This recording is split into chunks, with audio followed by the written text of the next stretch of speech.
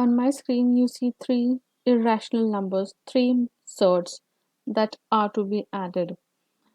The process of addition of surds require us to factorize or convert this larger surd into a smaller surd, and the process involves prime factorization of the number inside the root, which is 12 in this case.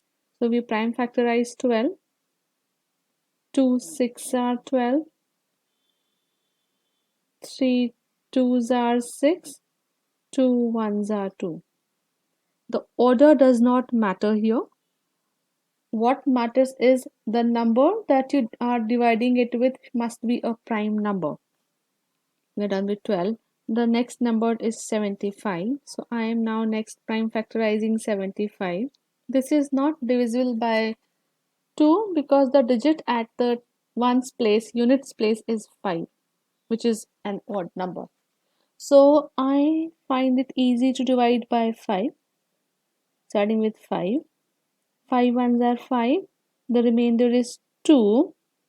So 2 and 5 make 25. 5 5s are 25. Then 5 3s are 15. 3 1s are 3.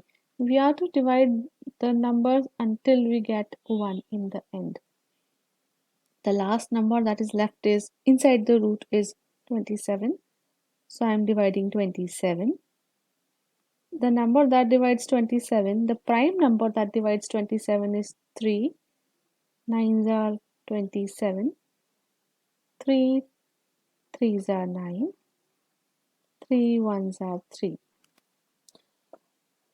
You might have a question, why haven't I tried with 9 here? I could have tried dividing with 9 also, and 9 divides 27.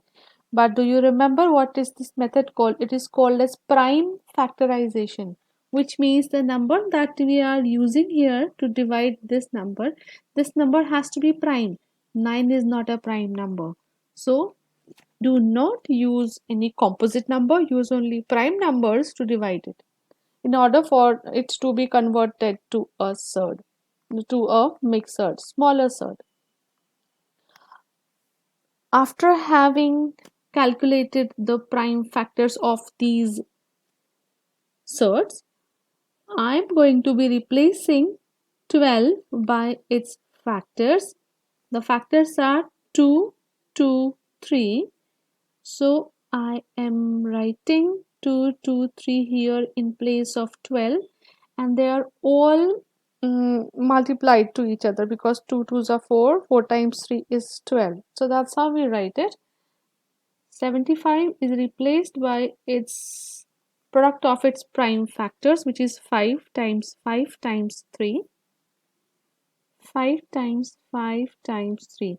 Now you may wonder, why haven't I written 1 here? Because if you see, we have 1 here, but I haven't written 1 here or here. Even if I write 1 here, will that make any difference? Because 1, any number multiplied by 1 gives you that same number. So there is no need for us to write 1 inside this thing. No, moreover, 1 is not a prime number, so we do not write 1 here. The last number that is left is 5 root 27. So 27 can be written as product of 3 times 3 times 3.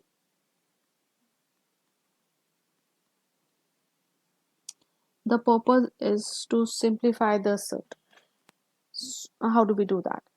Now, if you say it's a square root, it is not a cube root. So when it's a square root, we make pairs of two number together.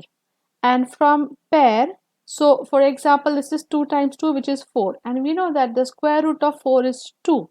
So this pair,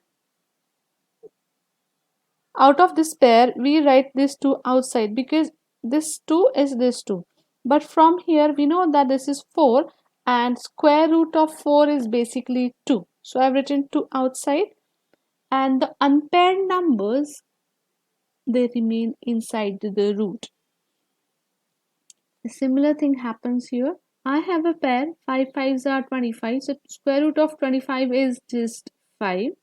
Alternatively, from each pair, it's a pair of 5, so 5 is written outside and the unpaired stuff is written inside. 5 times what comes out is 3 because 3 is paired and this unpaired 3 is written inside.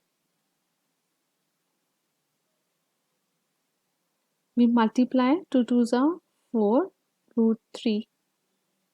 5 root 3 plus 5 times 3 is 15 root 3.